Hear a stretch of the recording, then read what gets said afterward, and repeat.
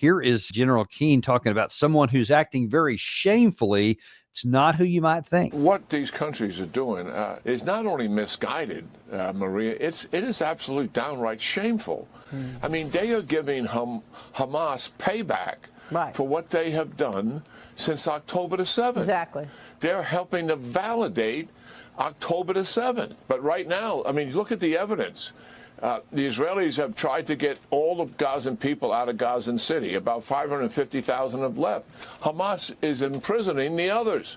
Will not let them leave. This is the diabolical nature of Hamas. Diabolical nature of Hamas, not the IDF, who is killing all these hundreds of thousands of people you're talking about, who are before your eyes. Forget about what the numbers are. You can see with your own eyes the absolute devastation and the wholesale, methodical destruction of every way to live. And then you use the word diabolical, not against the perpetrators, but against the victims. I mean, how do you deal with that? No, this is Orwellian. Keane is just so disingenuous and dishonest, or maybe he's just clueless. A lie right at the end where he said, oh, these people need to leave, but Hamas is preventing them from leaving. No, Israel controls the occupation borders of Gaza, and Egypt doesn't want to allow a flood of millions of Palestinians into Egypt for reasons stated many times by the Egyptian government. It's not Hamas. Everyone at Fox is trained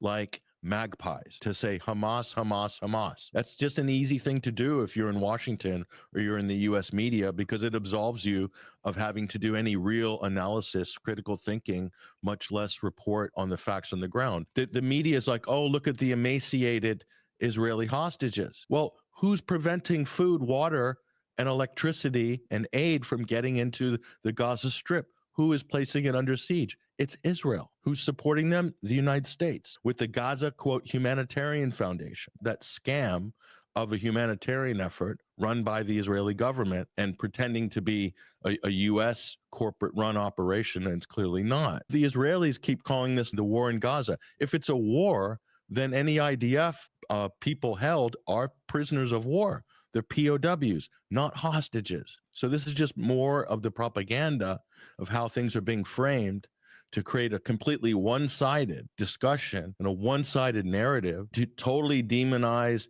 and just diminish and just disregard one side, the side that's suffering the most, and then the ones who are inflicting the most amount of human damage are just acting like they're angels.